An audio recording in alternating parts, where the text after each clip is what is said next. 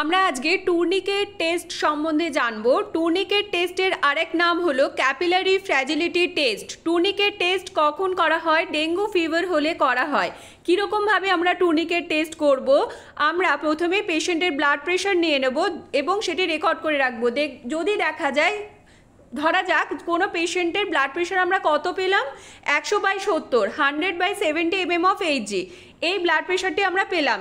এরপরে আমরা যেটা করব সেটা হচ্ছে সিস্টোলিক ব্লাড প্রেশার তাহলে কত, 100, ডায়াস্টোলিক ব্লাড প্রেশার কত, 70। তাহলে এই সিস্টোলিক ব্লাড প্রেশার এবং ডায়াস্টোলিক ব্লাড প্রেশারের মিড পয়েন্টটাকে আমরা যদি খুঁজে বার করতে চাই তাহলে আমাদের কি করতে হবে, 100/+70, 100+70/2, এরকমভাবে আমরা কত পেলাম, 85। অর্থাৎ সিস্টোলিক ব্লাড প্রেশার এবং ডায়াস্টোলিক ব্লাড প্রেশারের যে মিড পয়েন্ট সেটা হলো 85, অর্থাৎ 85 mm of Hg। এই পয়েন্টে আমাদের কাফটাকে ইনফ্লেট করে রেখে দিতে হবে। আমাদের যে ব্লাড প্রেশার মাপার জন্য যে কাফটা ইউজ করা হয় সেই কাফটিকে আমরা ইনফ্লেট করে ওই পয়েন্টে, অর্থাৎ সিস্টোলিক ব্লাড প্রেশার এবং ডায়াস্টোলিক ব্লাড প্রেশারের মাঝখানের যে মিড পয়েন্ট সেই পয়েন্টে আমরা রেখে দেবো। কতক্ষণ রেখে দেবো? 5 মিনিট রেখে দেবো। এরপরে আমরা সেই কাফটিকে খুলে 2 মিনিট ওয়েট করব এবং তার মধ্যেই দেখতে পাওয়া যাবে যে আমরা দেখতে পাবো হয় পেটেচি আছে নইলে নেই। কতটা জায়গার মধ্যে?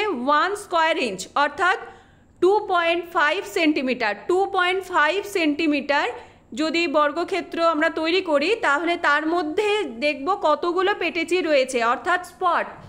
স্কিনের তলায় ব্লিডিং হলে যেরকম স্পট দেখতে পাওয়া যায় এগুলোকে পেটেচি বলা হয়।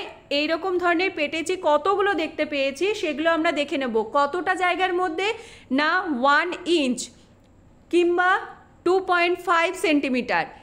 এই যে বর্গক্ষেত্র তৈরি হচ্ছে 2.5 সেন্টিমিটার 2.5 সেন্টিমিটার করে, কিংবা 1 ইঞ্চ 1 ইঞ্চ করে যে বর্গক্ষেত্র তৈরি হচ্ছে তার মধ্যে যদি 10টা কিংবা তার বেশি পেটেচি দেখতে পাওয়া যায় তাহলে হলো পজিটিভ। তাহলে আমরা তাকে বলবো পজিটিভ টুর্নিকেট টেস্ট।